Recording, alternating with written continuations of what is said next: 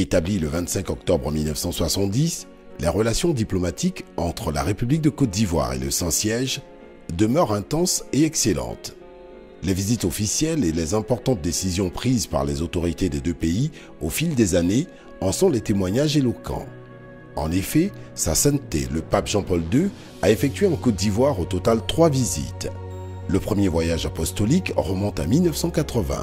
Quant aux 2 autres, il fut réservé à la consécration de la cathédrale Saint-Paul d'Abidjan en 1985 et à la dédicace de la basilique Notre-Dame de la Paix de Yamoussoukro en 1990. La dédicace de la basilique Notre-Dame de la Paix par le Saint-Père fut obtenue suite à la décision du président Félix Houphouët-Boigny d'offrir cet édifice au Vatican afin qu'elle fasse partie intégrante du patrimoine immobilier de l'Église catholique romaine. Rien d'étonnant donc que le 7 février 1994, le cardinal Bernard Gantin, doyen du Sacré Collège, ait représenté personnellement le pape aux obsèques du Père de la Nation ivoirienne. Plus récemment, le 21 mai 2011, Monseigneur Georges Anthony Samy, nonce apostolique au Libéria, était le représentant personnel du Saint-Père à l'investiture de président de la République, son Excellence M. Alassane Ouattara. Du 13 au 17 mars 2015, le cardinal Jean-Louis Torrent, président du Conseil pontifical pour le dialogue interreligieux, a pris part à la célébration des 110 ans de l'arrivée de la foi chrétienne dans le Grand Nord. Côté ivoirien, le président Félix Houphouët-Boigny a effectué plusieurs visites au Saint-Siège avec lequel il entretenait des relations particulièrement étroites, marquées par des décisions importantes telles que l'offrande de la basilique Notre-Dame de la Paix de Yamoussoukro au Vatican ou encore la décision de confier, en Côte d'Ivoire, le décanat du corps diplomatique aux nonces apostoliques. Cette tendance s'est poursuivie avec le président Alassane Ouattara, qui a effectué sa première visite officielle au Saint-Siège du 15 au 17 novembre 2012. Au cours de cette visite, il a adressé une invitation au pape Benoît XVI pour l'inauguration en 2013 de l'hôpital Joseph Moscati de Yamoussoukro. En effet, Sa Sainteté le pape Jean-Paul II avait accepté la dédicace de la basilique Notre-Dame de la Paix de Yamoussoukro à la condition qu'un hôpital fût construit à sa proximité. C'est l'hôpital Joseph Moscati, dont les travaux de construction démarrèrent en 2009. Du 20 au 25 juin 2016, la grande chancelière Henriette Dagré-Diabaté a conduit une mission de haut niveau au Vatican pour transmettre une invitation au Saint-Père dans le cadre du colloque panafricain sur culture et éducation à la paix prévu en Côte d'Ivoire en 2017.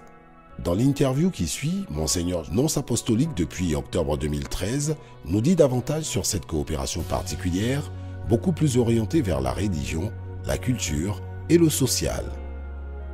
D'abord, un grand merci pour votre visite, pour ce petit temps d'échange.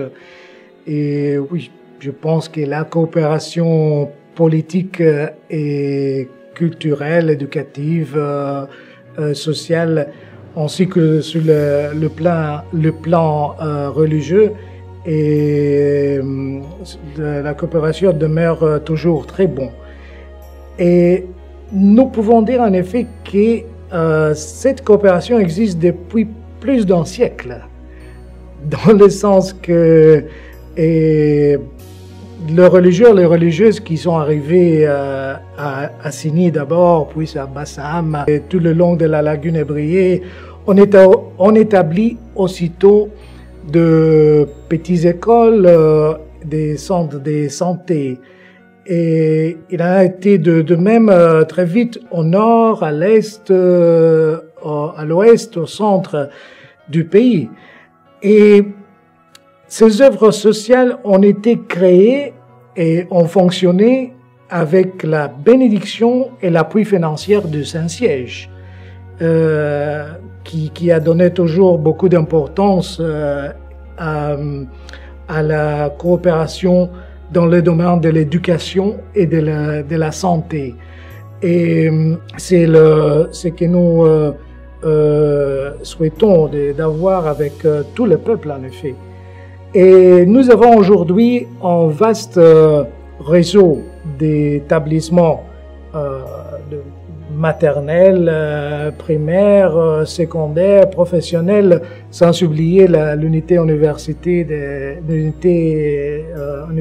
d'Abidjan, de l'UCAO, de l'Université catholique de l'Afrique de l'Ouest. Et toutes ces institutions d'un très haut niveau ont acquis maintenant une certaine autonomie financière. Mais les sans-sièges continuent à contribuer à la construction de petites écoles, particulièrement en zone rurale ou dans les quartiers défavorisés des grandes villes. Il en va de même pour les divers centres de santé.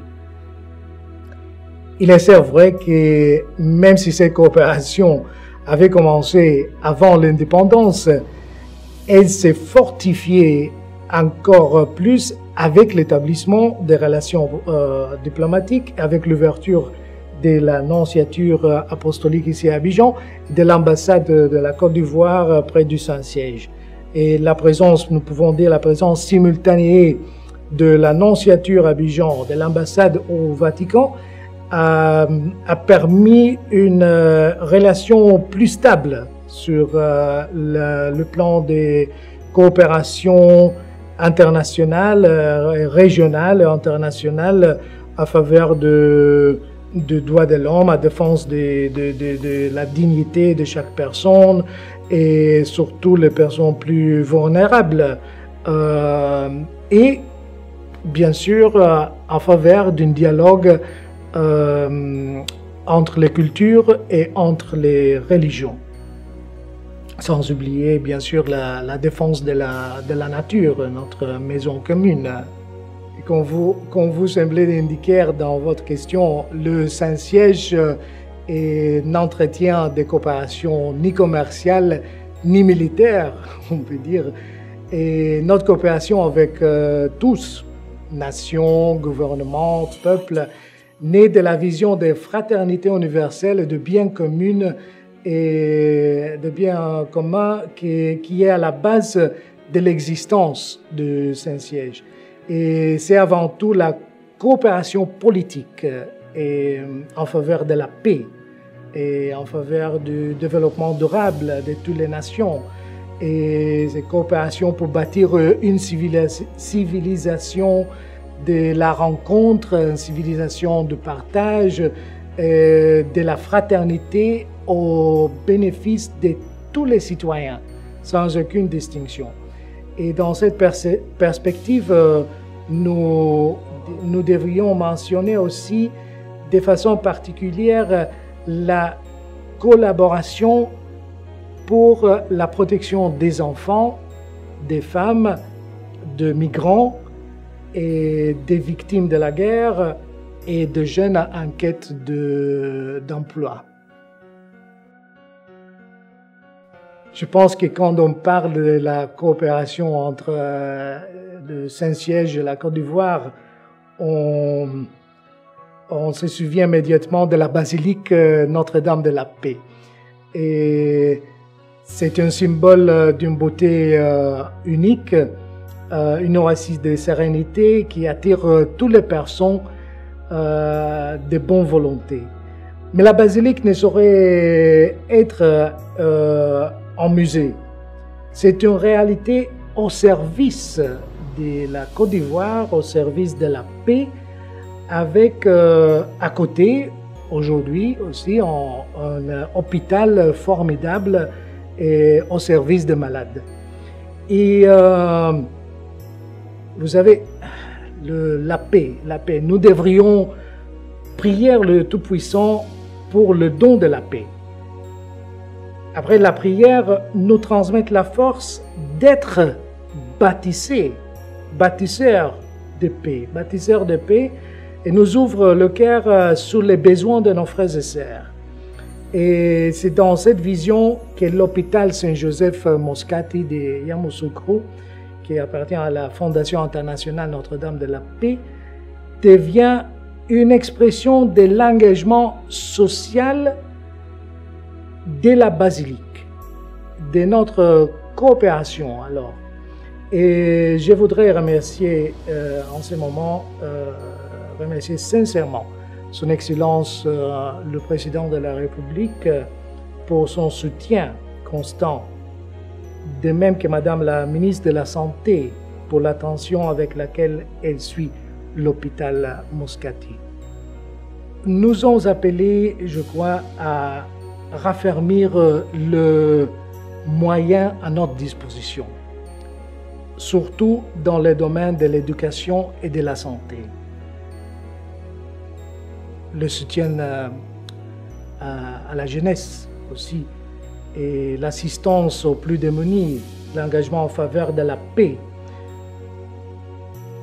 Alors nous avons, par exemple, maintenant un projet de construire dans le périmètre de la basilique Notre-Dame de la Paix un centre d'accueil, un centre de formation à la paix, qui aura aussi la mission de soutenir l'hôpital pour accueillir des parents de malades, aussi de médecins dans ce centre. Et même grâce à l'hôpital Moscati, nous avons pu établir des contacts, par exemple, entre le ministère de la Santé et l'hôpital Bambino Gesù. L'hôpital Bambino Gesù, qui est le plus grand hôpital pédiatrique en Europe et dépend directement de Saint-Siège. Et c'est l'un des hôpitaux les plus avancés scientifiquement. Et j'espère que ces contacts aideront à la possibilité de cours ou de stages de formation pour les pédiatres ivoiriens. Et là, en Rome, près de Bambino Gesù, aussi comme le partage de know-how, le partage pour des interventions chirurgicales très performantes dans tous les domaines de la médecine, et les transplants et le greffe l'hôpital Bambino Gesù fait constamment. Je vous confie que c'est avec beaucoup d'émotion que je m'apprête à quitter la Côte d'Ivoire. J'ai un sentiment surtout de gratitude pour la mission que le pape François m'avait confiée dans votre terre d'hospitalité. Je garde aussi en souvenir inoubliable des personnes que je rencontrais pendant mes voyages et mes visites, mes déplacements à l'intérieur du pays. C'est là que j'ai pu apprécier cette mosaïque est la Côte d'Ivoire. Et j'ai apprécié ces mosaïques sur le visage de tous, des enfants, des personnes âgées, de la jeunesse et de toutes les familles qu'on m'a accueillies, mais également à travers la beauté, la diversité de la faune, de la flore et de la Côte d'Ivoire.